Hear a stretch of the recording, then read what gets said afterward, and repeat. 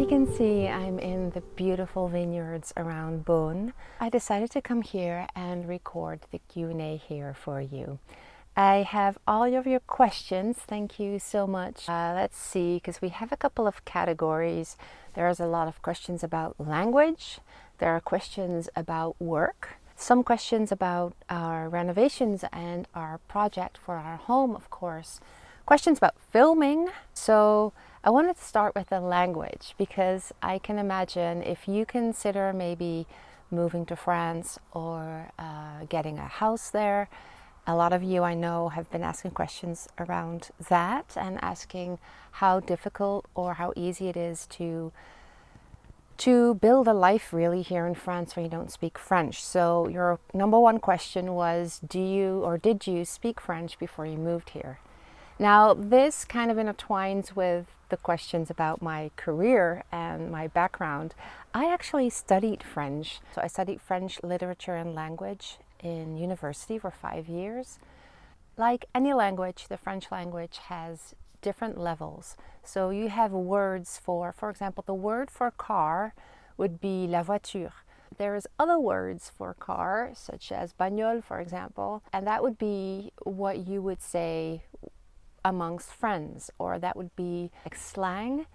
So what I was taught, of course, was only the highest, like government French, like what Macron would speak. And there's also different ways of how you pronounce things. So you make a liaison. You would pronounce the last letter of a word and link it to the next word. If I would talk to my friends, I wouldn't do that. But if I would talk to, for example, in a school board meeting, I would. All this to say that I studied French, but it wasn't necessarily the level that most people would speak that I met here. And of course I did understand, and I was taught all these things because I was also I'm officially certified to teach French. So of course I knew all these different levels and all the different words and the argot, the slang. I wouldn't have been able, I think, to settle and find my life here as easily if I didn't speak any French. For example, finding a school for my kids, all the delicate topics that you want to talk about, or when you go see a doctor for a medical appointment. All those things, I really appreciated the fact that I could really express myself in a very nuanced way. I would highly, highly recommend that you learn French if you want to move here or build a life here. What my local friends in my village said is that they feel uncomfortable speaking English. They weren't really taught in school here. The level of French that's taught in school is very low. It's shocking being Dutch, because in the Netherlands nobody speaks Dutch in the world, so we have to speak all languages. My boys speak English, French and Dutch now. So this is long. I knew this would be long because I can never be short. Yes, I spoke French. And also I have noticed that I've learned many new words, many new expressions, many new things really since I moved here. And the other interesting thing that you probably don't expect is that my French actually got worse, because you see so many texts and social media posts with the mistakes that the French make. And now I see my own texts and I'm sometimes like, what? What am I saying? It's also my autocorrect that thinks I'm schizophrenic because I type in English, French and Dutch every day, all day.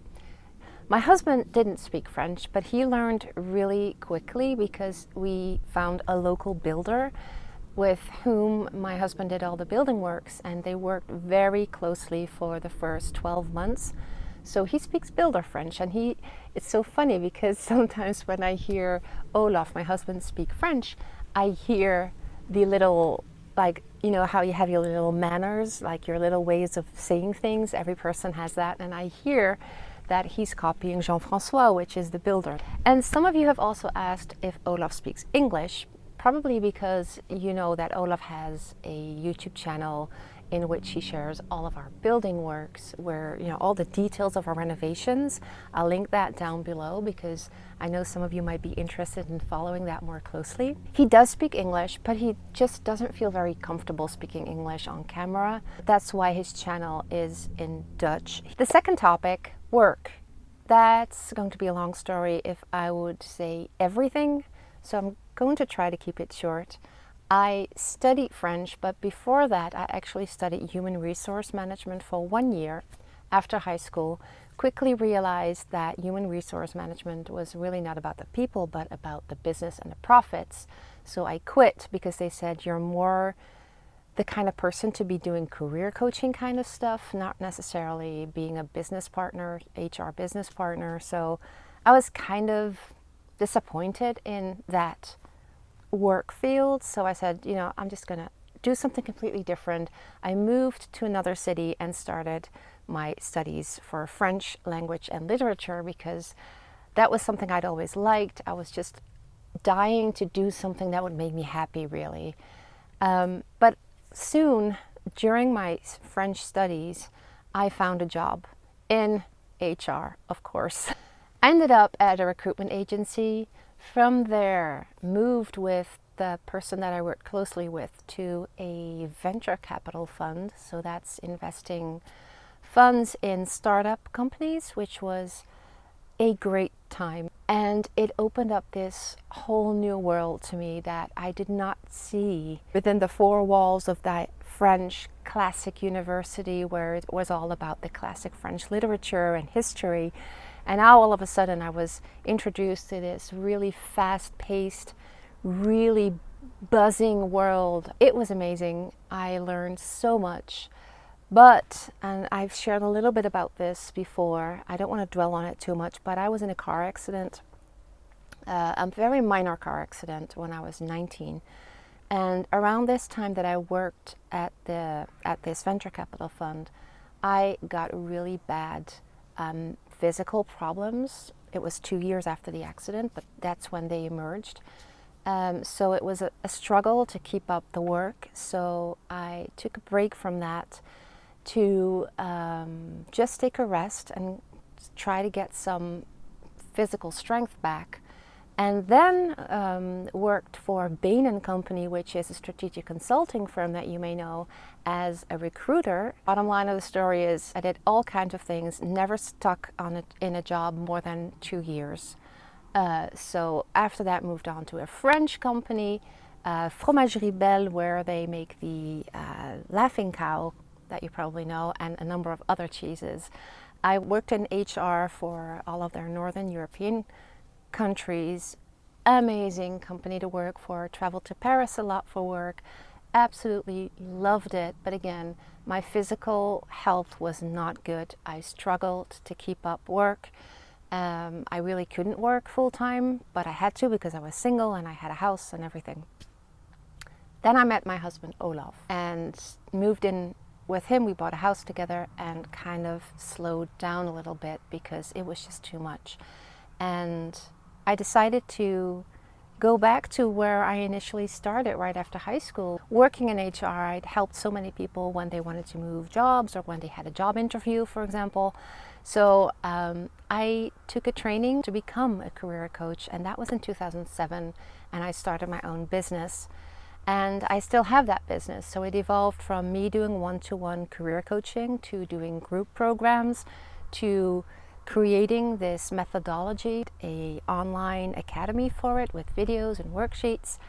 And then it evolved all naturally really to other coaches using that methodology. So me and later a team training other coaches to use the methodology that I'd used for so long. And that's still what I do today. I also, at that time, when I was training other people to work with the methodology, started doing business coaching because I like the personal branding aspect. Like if you present yourself to get a job, it's very similar to how to present yourself to get clients. And I was pretty successful at making my business work. So I started helping other business owners to build and grow their business. And that turned bigger and bigger with having a team and everything. So basically when we moved to France, early 2019, 80% of my business was online or done by my colleagues. And I could just move here and do the things that I had to do online and travel to the Netherlands about 4 times a year But around 2021, I started to feel like I had, like we say in Dutch, like one foot in the Netherlands and one foot was in France. And I really felt the desire to really be here and not feel so torn between the two countries. So I downsized my activities to the maximum, really, which was very scary. Because I gave up on a lot of securities, like financial securities that businesses gave me and my family. So today, really, I still have that handful of coaches that work with the methodology. I still, every now and then, take on a business coaching or alignment coaching client, where alignment means that you align your life and what you do to your values, to who you truly are, your talents, and also what you're meant to be doing, what you feel you're called to do on this earth. Somebody also asked about my work as a coach and said, what is something new that you learned since the beginning of your coaching career and that you started teaching your clients? Has your coaching style changed over time? Yes. Because I was a very insecure coach when I just started out, because I really, whenever I do something, I want to do it right. I want to understand how it works. I want to be a professional. I want to be an expert. I want to learn all about it. At some point, maybe like 4 or 5 years into being a coach, I realized that sometimes during my sessions, I would just get so much clarity about what to say or what to ask, or I was sensing things.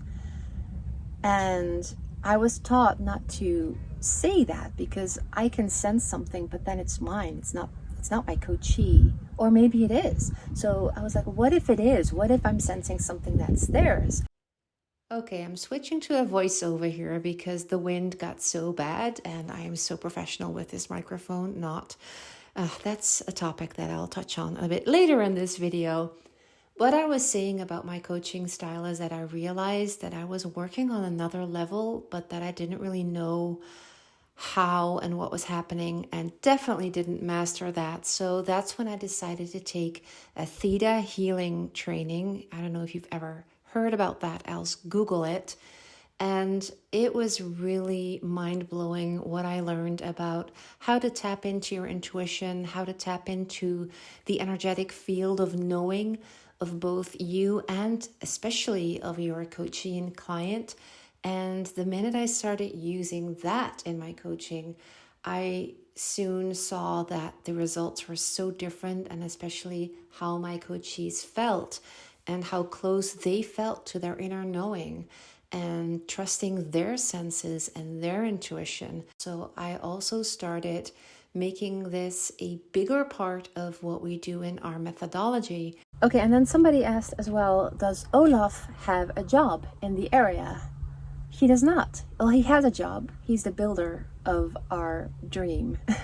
And I say this all the time, and he knows, but I keep feeling this deep gratitude for his knowledge, his stamina, his perseverance. Like, we come up with an idea and he'll do whatever it takes to make that happen. He was a project manager in a mechanical engineering background.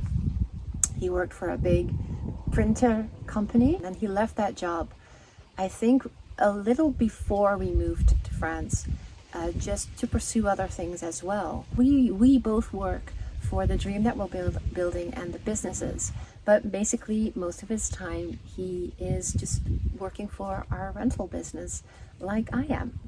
So that brings me to the renovations topic. Again, I think Olav's channel would be the best channel to turn to if you have any questions about what we're doing. When we bought the house, we kind of looked at it as an investment as well, and see how can we turn this into something that will support itself, which is why we started to build all these rental spaces. We just wanted it to be something that we could welcome our family.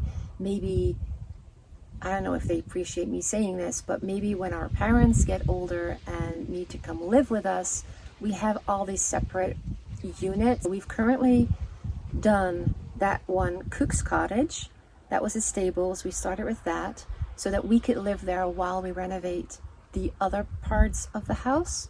So this summer, of course, we rented that out as an Airbnb, but we'll move back in October, and then we'll finish the middle part of our house, which is going to be our family's home, like a big kitchen and a bedroom upstairs. And of course, then we had this crazy idea out of nowhere. We didn't plan, but when we created a septic tank and saw the gorgeous view we have at that area of our garden that we didn't really notice before, we created the cabin. And we do think of creating a second cabin behind the parking, which is a project for a lot of time. But you know, this is our life's project and we enjoy doing this, and you know, what else do we do? So we're just happy to be taking on these projects and going slow and easy and enjoy life while we're doing all of this. And someone also asked, do you plan to get a bigger vegetable garden? Yes, we bought this house and the people that owned it before us were gardeners, and they had a gorgeous big, well not big, but had a gorgeous, well-kept vegetable garden that we basically destroyed completely when we had to install our septic tank and turned the whole thing into just a sand pit, really. So we tried to build that back the way that they initially had it around all of the septic tank systems that are all in the ground now. We kept it a little smaller. We, you know, if I can dream big, we want to have chickens at some point, and we really want to have a bigger vegetable garden when we have more time, when the bigger building works are finished. Voila. And then filming. I was wondering how you manage to edit your content, or does somebody else? Is there a lot of time involved in editing, or have you learned to shoot efficiently?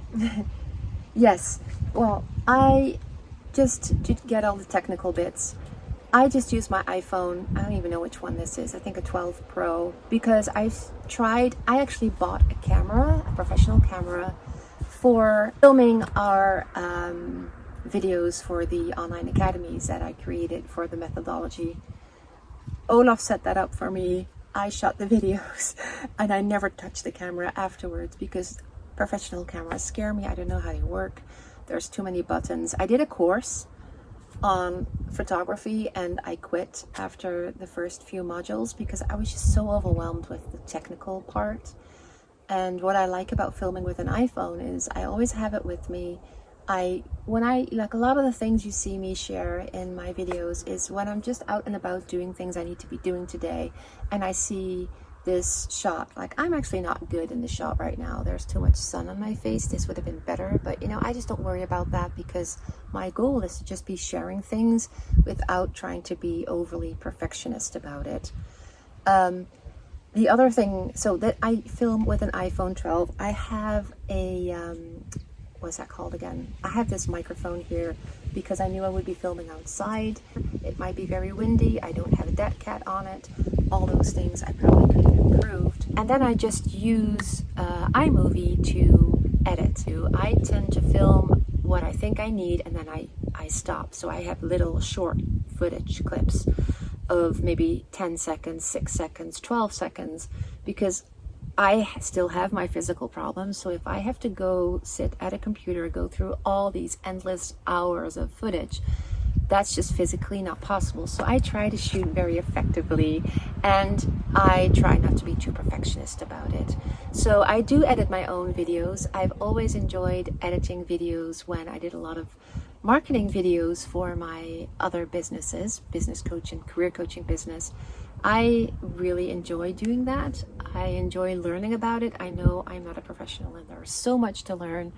I have a couple of friends that do this professionally, but every time I tell myself it needs to be better or I need to improve, I tell myself, but it's going to take away from the joy of me doing this. And my number one goal is to do things in life that bring me joy, share that joy, and also just share France and the beauty of France with you. And if I freak out over things not being perfect, if I would not use every little bit of content that I think isn't perfect enough, I don't even think I could bring out a single video a month.